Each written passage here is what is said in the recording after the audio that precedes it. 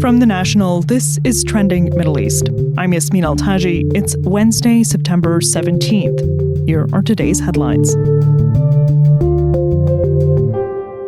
United Nations investigators have declared Israel is committing genocide in Gaza.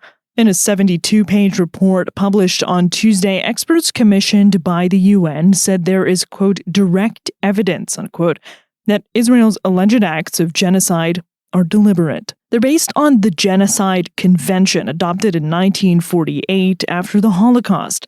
It says genocide is a scheme to destroy a group of people by committing at least one of 5 acts. The commission found Israel is committing 4 of them.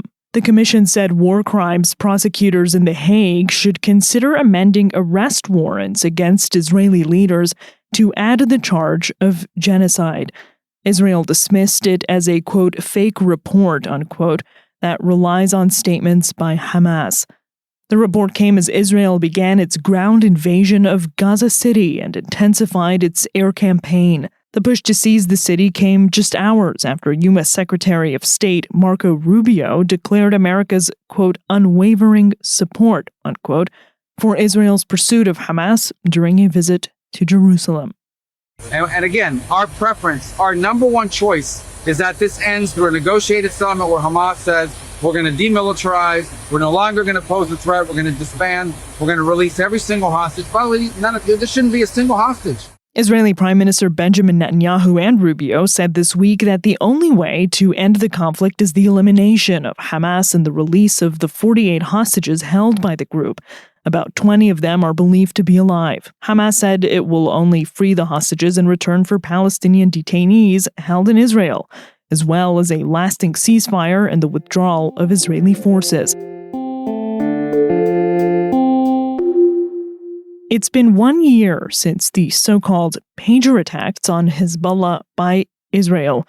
On this day last year, explosives-rigged pagers carried by Hezbollah members across Lebanon blew up, maiming thousands of the militant group's operatives as well as civilians.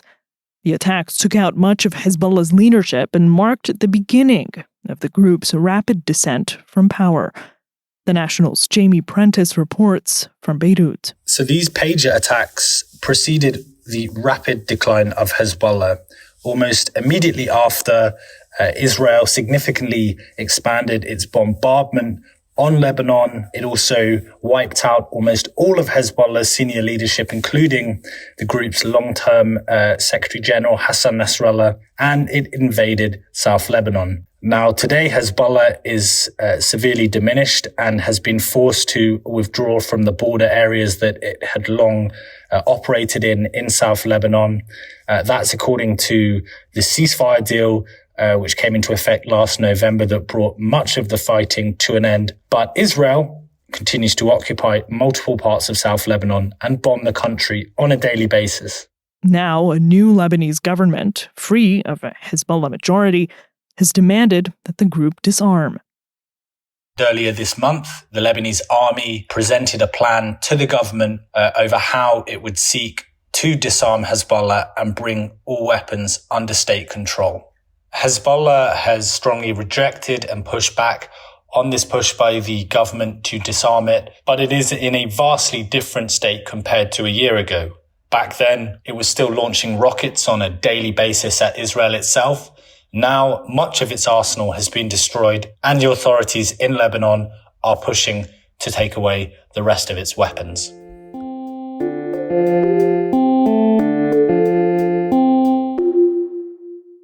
U.S. President Donald Trump has kicked off his visit to the UK.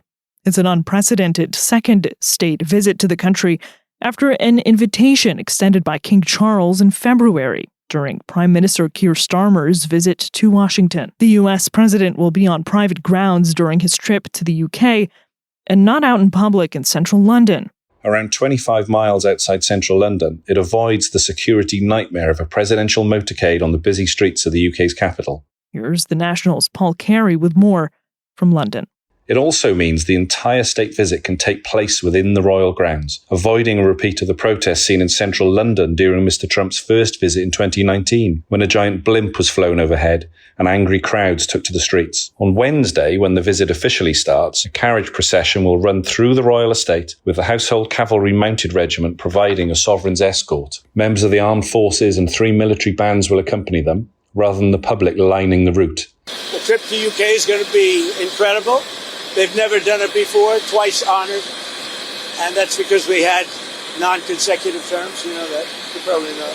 US presidents serving a second term don't usually get the full state treatment. George W. Bush and Barack Obama had lunch with the monarch rather than the full trappings Mr. Trump's being given. It goes to show how keen the UK government is to keep in Mr. Trump's good books, literally rolling out the red carpet for him. The visit to Britain also comes amid renewed focus on Jeffrey Epstein, the convicted sex offender who died in 2019. Last week, the British government fired its ambassador to Washington, Peter Mandelson, after newly released emails showed he had very close ties to Epstein. With the fallout from the sacking of Washington ambassador Peter Mandelson and a far-right march over the weekend rocking his government, Mr. Starmer needs it to go smoothly. So British officials are putting forth the UK's financial and technology treasures to ensure Mr. Trump stays on side. Also predicted to be on the agenda during Trump's visit, Gaza and Ukraine.